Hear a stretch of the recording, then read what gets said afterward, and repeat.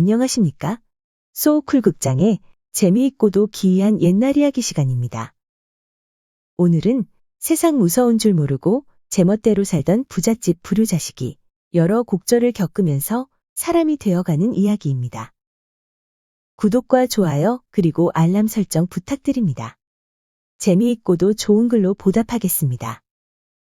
옛날 경상도 어느 마을에 홀어머니와 단둘이 사는 김씨성을 가진 부잣집 선비가 있었다. 김생은 얼굴이 잘생긴 데다가 글재주까지 뛰어났다. 하지만 한번 놀기 시작하면 끝낼 줄 모르는 게 흠이라면 흠이었다.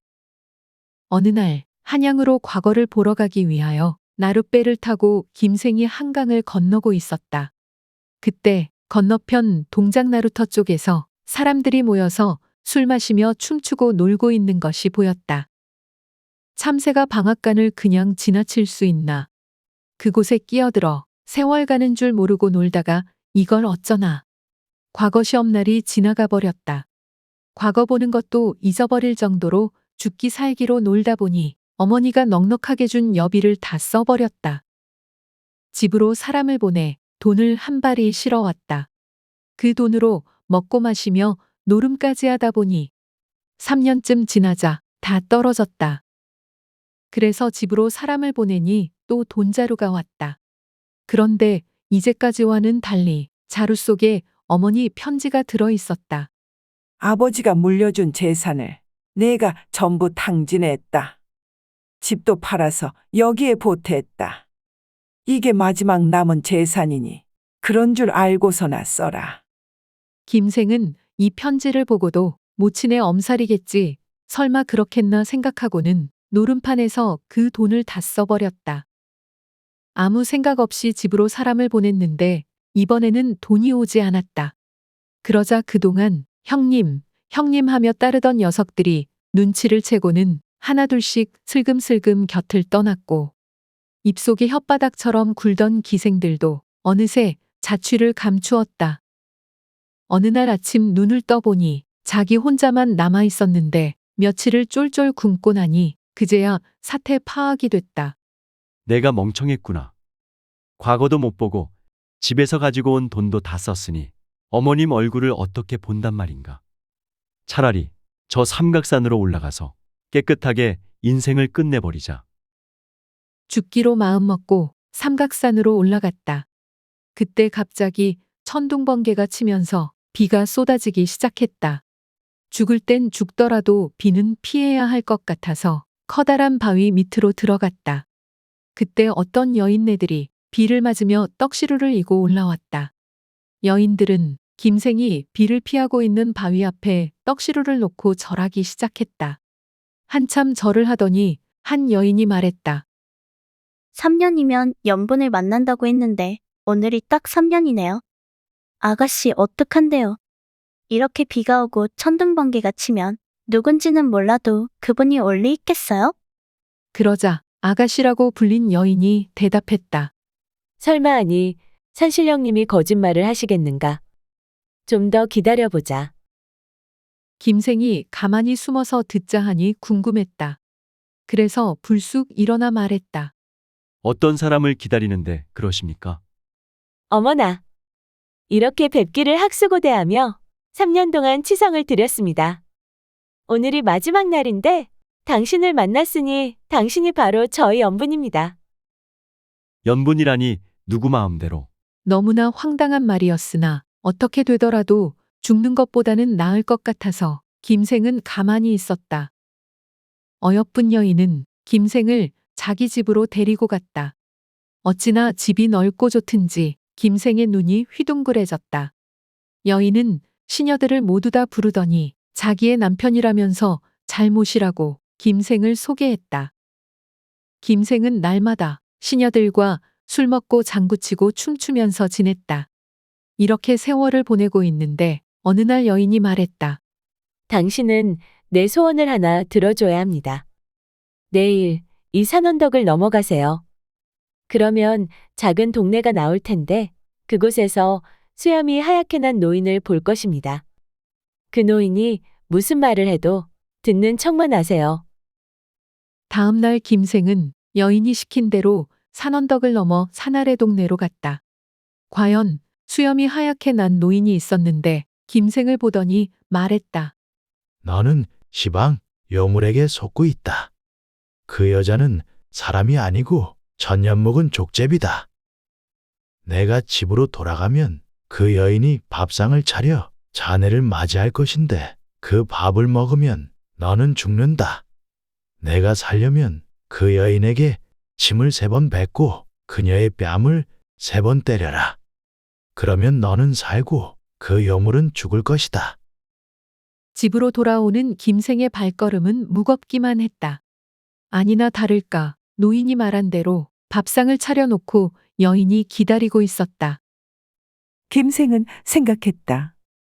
어차피 죽으려고 삼각산으로 들어온 몸인데 이 여인 덕분에 죽지 않고 몇 달간이나마 즐겁게 살았다. 게다가 밤마다 한 이불을 덮고 서로 몸을 탐했다. 어머니에게 알리지만 않았지 사실상 부부였던 셈이다. 그런데 어찌 아내를 요물이라고 하여 죽일 수 있겠는가? 차라리 내가 죽는 것이 더 낫지. 의리를 지키기로 작정한 김생이 밥 한 숟가락을 떠서 입에 넣으려고 했다. 그 순간 여인이 김생의 손을 잡더니 말했다. 서방님, 어째 그 밥을 먹고 죽으려 하십니까? 나는 본디 예전에 죽으려고 했었소. 다만 당신 덕분에 몇 달을 더 살았는데 지금 죽은들 내게 무슨 여한이 남아있겠소. 여인이 두 손을 모아 합장하더니 입을 열었다. 당신이 저를 대신하여 하늘이 내린 승천 시험을 통과했으므로 이제 저의 모든 해군이 다 지나갔습니다.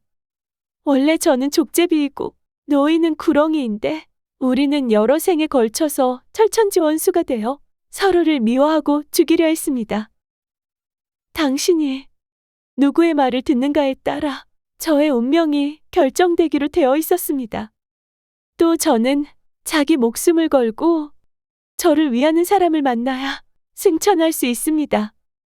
당신 덕분에 이제 구렁이와 싸움을 끝내게 되었고 제가 승천하게 되었으니 소원이 있으면 들어주겠습니다. 있으면 말해보세요. 나는 원 없이 돈도 써봤소. 다만 조상 대대로 내려온 유산을 전부 팔았었으니 무슨 면목이 있겠소. 그것만 다시 찾을 수 있다면야 어머니께 지은 불효의 일부분이라도 갚을 수 있을 텐데. 그러자 여인이 농에서 괴나리 보찜을 하나 꺼내서는 들고 오더니 김생 앞에 내려놓으며 말했다. 내일 아침 이 괴나리 보찜을 가지고 마을로 내려가세요. 하루 종일 걷다가 해가 질 때쯤 도착하는 마을에서 제일 큰 집을 찾아서 들어가세요. 그러면 좋은 일이 있을 거예요.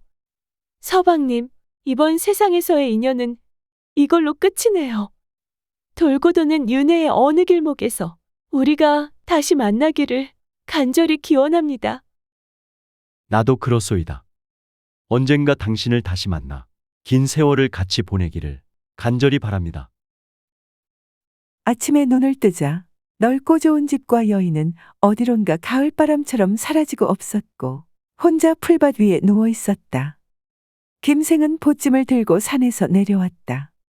한참을 걸어서 해가 질 때쯤 어느 마을에 도착하게 되었다. 김생은 그 마을에서 제일 큰 기와집 대문을 두드리며 말했다. 날도 저물고 하니 하룻밤만 자고 갑시다. 저녁을 먹고 사랑방에 앉아서 주인과 이런저런 얘기를 했다. 그런데 얼굴에 근심이 가득해 보였다. 그래서 김생이 물었다. 주인어른 무슨 걱정이 있습니까?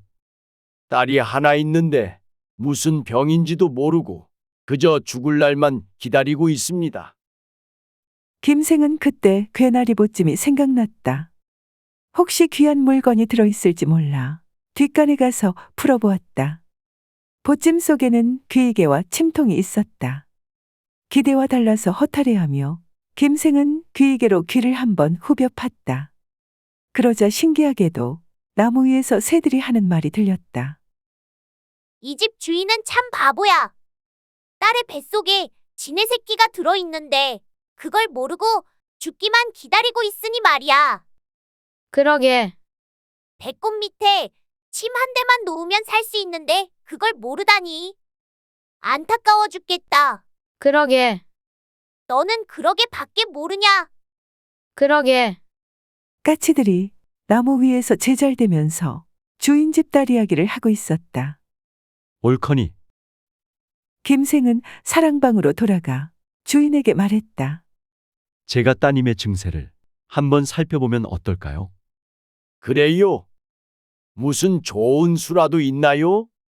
지푸라기라도 잡고 싶은 마음이었던 주인은 김생에게 딸을 보여주었다. 김생은 까치의 말대로 딸의 배꼽 밑에 침을 놓았다. 그러자 배꼽에서 지네 새끼들이 슬금슬금 기어나왔고 반나절도 안 돼서 딸의 혈색이 돌아왔다. 김생은 며칠 동안 부잣집에 머물며 후한 대접을 받고 많은 토지 문서와 금괴까지 받았다. 부자 영감이 준 사례는 지금까지 그가 탕진한 돈의 서너 배는 되었다. 부자가 된 김생은 기쁜 마음으로 집에 돌아와 어머니를 불렀다. 그런데 아무리 불러도 어머니가 나오지 않았다. 내가 없는 사이 어머니에게 무슨 일이 있었는가? 김생은 덜컥 겁이 났다. 그 순간 웬 사람이 나오더니 누구를 찾는가 하고 물었다. 그래서 집주인의 아들이라 말했더니 집주인 할머니는 진작 집을 팔고 떠났다면서 대문을 쾅 닫았다. 그때 똥이 마려워서 그러는가. 담벼락 밑에서 제 꼬리를 잡으려고 끊임없이 빙빙 돌던 강아지가 캥캥하고 짖었다. 아유, 저 바보. 자기 어머니가 동네 입구에 있는 버려진 움막에 사는지도 모르는 저 멍청이. 저것도 아들이라고 기가 차네. 아, 그렇구나. 내가 짐승의 말을 알아듣지. 김생은 강아지가 하는 말을 듣자마자 동네 입구로 달려갔다. 가보니 움막이 하나 있었다. 안을 들여다보니 어머니가 거적대기 위에 누워 있었다. 어머니, 제가 왔습니다. 이 불효자가 왔습니다. 김생은 피눈물을 흘리며 병색이 완연한 어머니 품에 달려들었다. 들어주셔서 고맙습니다. 용어 풀이 참고문헌 및 자료 출처 소개에 올리겠습니다.